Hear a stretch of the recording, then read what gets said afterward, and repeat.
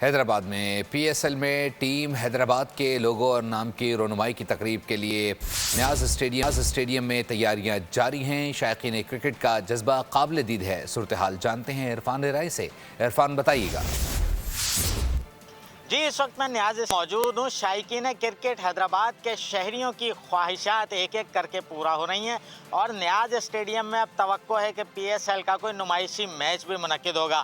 फिलहाल तो यहाँ पर जो तैयारियाँ की जा रही हैं उसमें हैदराबाद की टीम के लोगों की रोनुमाई और नाम की रोनुमाई हफ्ते की शाम को की जाएगी, जिसमें टीम हैदराबाद के मालिक फवाद सरवर और इसके साथ साथ तवक्को की जा रही है कि वज़ीर आला सिंध, वज़ीर खेल और पीसीबी के चेयरमैन मोहसिन नकवी भी शिरकत करेंगे। तैयारियां न्याज स्टेडियम में भरपूर तरीके से की जा रही हैं इस तकरीब की, जिसमें आतिशबाजी भी होगी और टीम हैदराबाद की पीएसएल में शमूलियत पर जश्न मनाया जाएगा और आतिशबाजी का भरपूर मुजाहरा किया जाएगा।